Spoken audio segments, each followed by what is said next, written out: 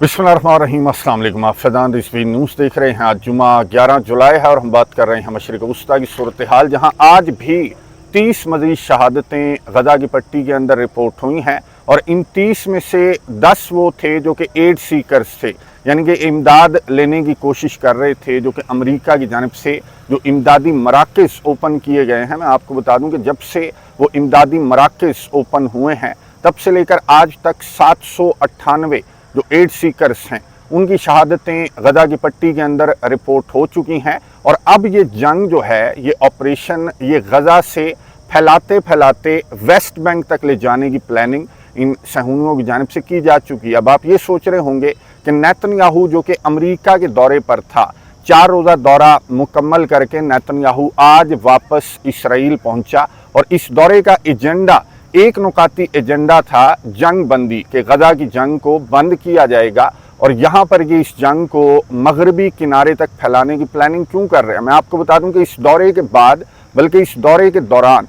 Netanyahu ने जो interview दिया अमरीकी टीवी को, तो वहाँ पर नेतन्याहू से सवाल पूछा गया कि क्या आप परमानेंट सीज़ फायर के लिए तैयार हैं गज़ा की पट्टी के अंदर, और इस मसले का जो मसले फ़लस्तीन है उसके परमानेंट हल के लिए क्या आप तैयार हैं। तो नेतन्याहू ने जवाब दिया कि मैं 60 रोज़ा जो जंग बंदी प्रपोज़ल अमेरिका के सदर डोनाल्ड ट्रंप की जानिब से पेश किया गया है उसको इम्प्लीमेंट करने के लिए तैयार हूं, लेकिन इस मसले का जो परमानेंट सोल्यूशन है, वो नेतन्याहू ने अमेरिकी टीवी को ये कहा कि वो सोल्यूशन है कि हम अपने वॉर गोल्स को अचीव करें, यानी कि तमाम के तमाम जो मज़ाहमती ग्रुप्स हैं उनको नेतन्याहू ने कहा कि जब तक हम एलिमिनेट नहीं करेंगे तब तक हमारे वॉर गोल्स जो हैं वो अचीव नहीं होंगे। और इनका जो गोल है वो आपको मालूम है कि इनका गोल है गज़ा की पट्टी पर कब्ज़ा करना, सरज़मीन फ़लस्तीन पर कब्ज़ा करना। इसलिए इन्होंने अब मगरबी किनारे तक भी ये जो अपना ऑपरेशन है वो नेतन्याहू की जानिब से फैला दिया गया है। लेकिन ये अपने वॉर गोल्स को, एंकर की जानिब से सवाल पूछा गया कि इतना वक्त आपको मिला और आप अपने वॉर गोल्स को अचीव नहीं कर सके, बल्कि अभी भी मज़ाहमत जारी है, कैदी आप छुड़वा नहीं सके, गज़ा की पट्टी से अभी भी रॉकेट्स फायर किए जा रहे हैं। मैं आपको बता दूं कि गुज़िश्ता 48 घंटों के दौरान इनके 15 फ़ौजी हलाक हुए हैं और हमास के मुजाहिदीन की जानिब से इनके कुछ सहूनी फ़ौजियों को गिरफ़्तार करने की भी कोशिश की गई, जिसकी वीडियो जो है वो सोशल मीडिया के ऊपर वायरल है। मैं कोशिश करूँगा कि व्हाट्सएप चैनल के ऊपर वो वीडियो भी शेयर कर दूँ। यानी कि कैदी जो हैं, जो हमास की कैद में हैं, उनमें इजाफा भी हो सकता है, क्योंकि अब इनके जो काबिज फौजी हैं जो गज़ा की पट्टी के अंदर टैंक्स लेकर घूमते फिर रहे हैं वो भी महफूज नहीं है। और हौसी मुजाहिदीन की जानिब से गुज़िश्ता 48 घंटों के दौरान 2 जो जहाज़ हैं उनको हौसी मुजाहिदीन ने गर्क कर दिया। रेड सी के अंदर मुतअद्दिद हलाकतें भी रिपोर्ट हुई, मुतअद्दिद गिरफ्तारियाँ भी रिपोर्ट हुई। तो एंकर की जानिब से सवाल पूछा गया कि आप अपने वॉर गोल्स को अचीव कैसे करेंगे और कब करेंगे। अब इसका जवाब नेतन्याहू ने तो नहीं दिया, बल्कि मैं आपको इसका जवाब दे देता हूँ कि इसकी जो मुलाकात हुई अमेरिका के अंदर डोनाल्ड ट्रंप से और बंद कमरों में जो मुलाकात हुई, तो उससे रिपोर्ट ये सामने आई है कि इसने अमेरिका के सदर डोनाल्ड ट्रंप को फिर से कायल करने की कोशिश की है कि आप हौसी मुजाहिदीन के खिलाफ जो ऑपरेशन था आपका रेड सी के अंदर, रेड सी के शिपिंग रूट को लेकर, तो अब रीज़न है कि आप वो ऑपरेशन जो है वो फिर से स्टार्ट कर दें। इसने अमेरिका के सदर डोनाल्ड ट्रंप की मिन्नतें की हैं और ईरान के हवाले से भी इसकी जानिब से ऑन कैमरा कहा गया कि हमने ईरान के 2 ट्यूमर्स को तो निकाल दिया, एक न्यूक्लियर ट्यूमर, न्यूक्लियर साइट्स को टारगेट करके, और मिसाइल ट्यूमर को भी हमारी जानिब से निकाल दिया गया। लेकिन अगर इस ट्यूमर ने फिर से निकलने की कोशिश की तो हम मॉनिटर कर रहे हैं, हम ईरान को दोबारा भी टारगेट कर सकते हैं। और डोनाल्ड ट्रंप ने इसको सेकंड किया। जाहिर है कि नेतन्याहू का जो भी एजेंडा, जो भी पॉलिसी होगी उसको अमेरिका तो सेकंड करेगा। और नेतन्याहू के इस दौरे के मुकम्मल होने के बाद स्टेट डिपार्टमेंट की जानिब से जो सस्पिशियस किस्म का बयान सामने आया, पहले बयान सुन ले, उसके बाद बात को आगे बढ़ाते हैं। And while the bombing has stopped, that does not mean that it is safe to travel to Iran. It is not. We are also launching a new website dedicated to warning Americans against travel to Iran. And there you have it. You can get that website starting at state.gov / do not travel to Iran. That's do hyphen, not hyphen, travel hyphen to hyphen Iran. But I think if you go to state.gov, you do a search, you will find that quite easily. The message is clear, as you can tell, in multiple languages. Our travel advisories are there as well. They remain in place. And we cannot stress enough, as we continue to do, as I have multiple times from this podium, do not travel to Iran,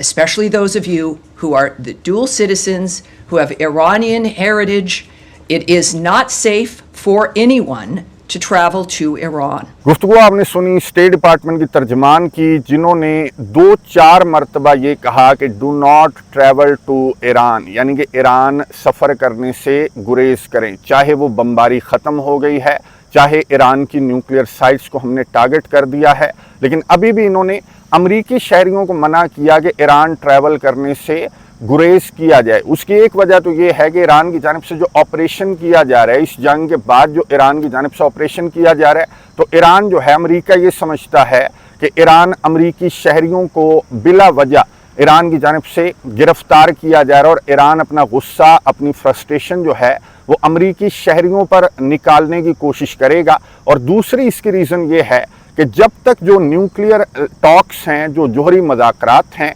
उनका ऊँट किसी एक करवट नहीं बैठ जाता, तब तक अमरीकियों को ईरान ट्रैवल करने से अमेरिका के स्टेट डिपार्टमेंट की जानिब से मना किया जा रहा है कि आपने ईरान ट्रैवल नहीं करना। पीस थ्रू स्ट्रेंथ की कोशिश करेगा जो डोनाल्ड ट्रंप है, वो पीस थ्रू स्ट्रेंथ की कोशिश करेगा कि ईरान डोनाल्ड ट्रंप की कंडीशंस पर जो जोहरी मुज़ाकरात हैं उसकी मेज़ पर बैठ जाए। और अगर ईरान जो कि बैठता हुआ नज़र नहीं आ रहा, तो अगर ईरान ना बैठा तो फिर ये स्ट्रेंथ जो है वो दोबारा अमेरिका की जानिब से इस्तेमाल की जा सकती है। फ़िलहाल मैं आपको बता दूं कि डोनाल्ड ट्रंप जो है वो पीस के चक्कर में है। डोनाल्ड ट्रंप जो अमन अवार्ड है उसके चक्कर में है, जिस पर डोनाल्ड ट्रंप को पाकिस्तान की जानिब से नॉमिनेट किया गया। फिर नेतन्याहू ने अपने दौरे के दौरान डोनाल्ड ट्रंप को ये पीस अवार्ड के लिए नॉमिनेट किया। फिर अफ्रीकन लीडर्स आए हुए थे, 5 ममालिक के 5 अफ्रीकन कंट्रीज़ के लीडर्स थे, उन्होंने भी डोनाल्ड ट्रंप को पीस अवार्ड के लिए नामजद किया है। और ये जो मनाजिर मैं आपको दिखा रहा हूँ,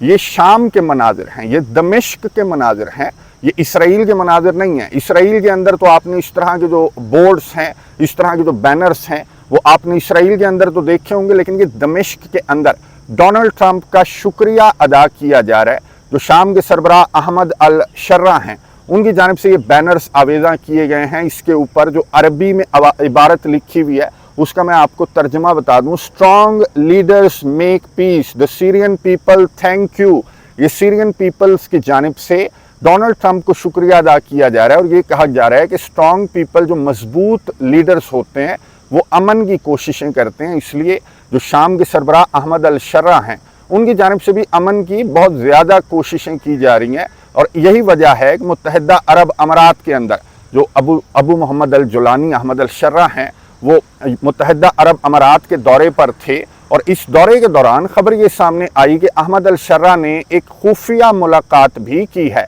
और वो खुफिया मुलाकात और किसी से नहीं बल्कि इसराइल के जो नेशनल सिक्योरिटी एडवाइज़र हैं, उनसे अहमद अल शर्रा की खुफिया मुलाकात हुई है। और यहाँ पर जो नॉर्मलाइजेशन है, सीरिया की इसराइल के साथ जो नॉर्मलाइजेशन है, उसको लेकर ये बहुत बड़ी मुलाकात थी, जहाँ से खबर ये सामने आई कि इसराइल ने अहमद अल शर्रा से कुछ मुतालबात अहमद अल शर्रा के सामने रखे हैं कि हम आपके साथ इस तरह से नॉर्मलाइज नहीं करेंगे ताल्लुकात जब तक आप हमारी शराइत नहीं मानेंगे। पहली शर्त तो ये है कि जो गोलान हाइट्स हैं जिन पर इसराइल काबिज है, तो वो इसराइल को दे दी जाएं, अहमद अल शर्रा की जानिब से ऑफिशियली दे दी जाएं। और अहमद अल शर्रा रिपोर्ट्स के मुताबिक इसराइल को गोलान हाइट्स देने के लिए तैयार है। और दूसरा मुतालबा इसराइल का ये है कि इंटेलिजेंस शेयर की जाएगी शाम की जानिब से। हिजबुल्लाह से मुतल्लिक और ईरान से मुतल्लिक जो इंटेलिजेंस है वो शाम इसराइल के साथ शेयर करेगा। अब इन मुतालबात पर अहमद अल शर्रा की जानिब से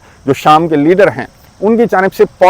रिपोर्टेडली पॉजिटिवली रिएक्शन सामने आया है। और अहमद अल शर्रा ने एक पब्लिक गैदरिंग से खिताब करते हुए तो ये भी कहा कि 100 साल में एक मरतबा इस तरह का मौका आता है कि आपको जो ताल्लुकात हैं वो नॉर्मलाइज करने का मौका मिल रहा है, तो इस मौके को हमें गंवाना नहीं चाहिए। यानी कि शाम की जानिब से इसराइल के साथ जो ताल्लुकात की नॉर्मलाइजेशन है, ये प्रोसेस बहुत तेज़ी के साथ आगे बढ़ रहा है। اور امریکہ کے صدر ڈونلڈ ٹرمپ جو ہیں وہ اس میں بہت زیادہ کردار ادا کر رہے ہیں، اور متحدہ عرب امارات جیسے کنٹریز جو پہلے ہی اسرائیل کے ساتھ تعلقات نارملائز کر چکے ہیں،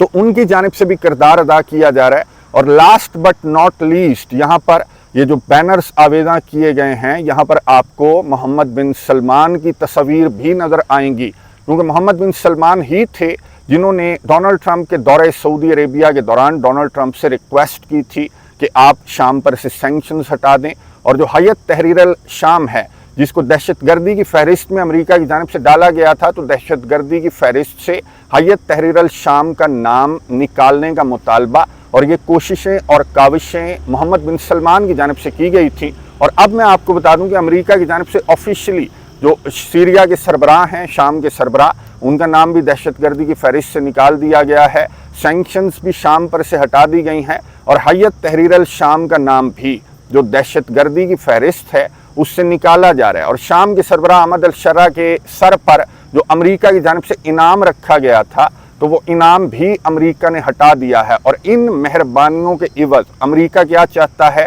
احمد الشرع سے کہ اسرائیل کی کنڈیشنز پر اسرائیل کے ساتھ تعلقات نارملائز کر لیے جائیں، تاکہ جو پیس ایوارڈ کے لیے نامزد کیا جا رہا ہے ڈونلڈ ٹرمپ کو، تو پیس ایوارڈ ڈونلڈ ٹرمپ کے لیے پکا ہو جائے۔ اس لیے ڈونلڈ ٹرمپ کی جانب سے یہ کوششیں شام اور اسرائیل کی نارملائزیشن کی کوششیں کی جا رہی ہیں، پھر لبنان اور اسرائیل کی نارملائزیشن کی کوششیں بھی کی جا رہی ہیں۔ لیکن آج لبنان کے جو سربراہ ہیں، جو لبنان کے صدر ہیں جوزف آن، ان کی جانب سے بیان سامنے آیا کہ اسرائیل کے ساتھ تعلقات نارملائز کرنے کا فی الحال ہم نہیں سوچ رہے، لیکن دیر سے صحیح لبنان کی جانب سے بھی اسرائیل کے ساتھ تعلقات جو ہیں وہ نارملائز کیے جا سکتے ہیں۔ لیکن ابھی جو خبریں، جو پروسیس بہت تیزی کے ساتھ چل رہا ہے، تو وہ شام اور اسرائیل کی نارملائزیشن کا ہے، اور ڈونلڈ ٹرمپ یہ جو پروسیس ہے وہ بہت جلد مکمل کرنا چاہتے ہیں۔ لیکن اسرائیل کو کچھ کنسرنس ہیں۔ اسرائیل کی جانب سے جو ٹائمز آف اسرائیل ہے اس پر ایک رپورٹ سامنے آئی،